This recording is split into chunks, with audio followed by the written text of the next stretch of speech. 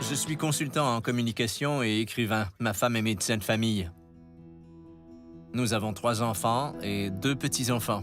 Nos vies sont bien remplies, très actives et très occupées, et parfois un peu essoufflantes. La coagulation est une fonction de base dans le flux sanguin qui permet au tissu de recevoir l'oxygène et les nutriments nécessaires pour rester en vie.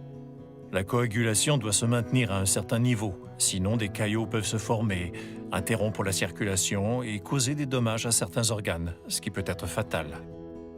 En mai 2011, j'ai subi une chirurgie de la valve aortique et j'ai choisi une valve en titane, m'obligeant à prendre des anticoagulants à vie.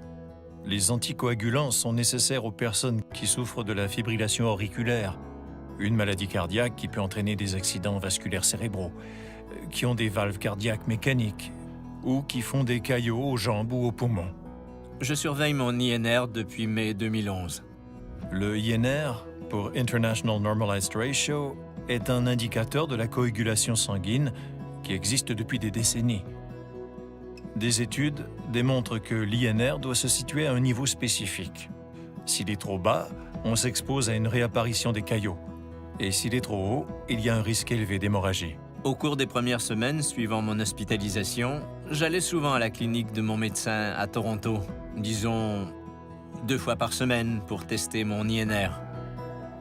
Par le passé, les patients allaient en laboratoire pour leur INR. Leurs résultats étaient enregistrés, faxés ou communiqués par téléphone, la plupart du temps au médecin de famille.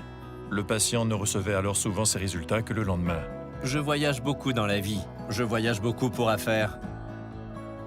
Ma femme et moi voyageons souvent à travers le monde. Et il est parfois difficile de trouver de bonnes cliniques de prélèvement dans des régions éloignées. Maintenant, nous avons des machines portatives qui testent efficacement et presque instantanément le INR.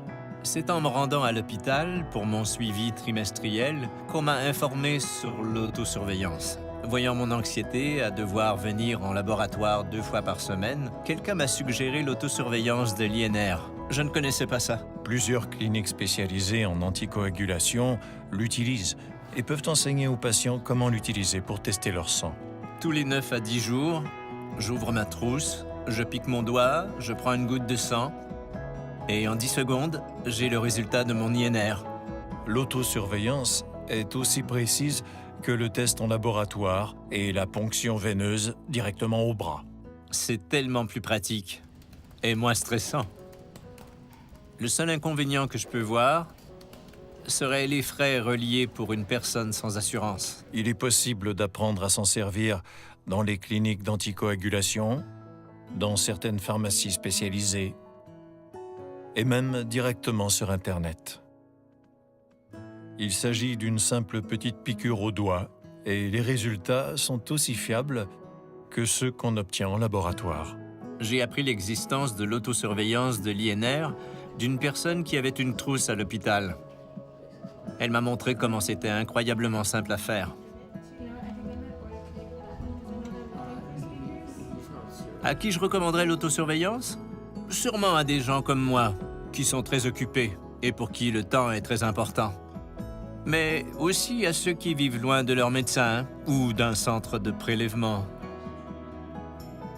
Je crois que les patients plus engagés gèrent mieux leurs conditions et se tiennent mieux informés et à jour sur ce qui peut être utile et bénéfique pour eux. Je crois qu'il faut se tenir informé, faire nos propres recherches et demander à notre médecin les différentes options de suivi et alternatives qui existent.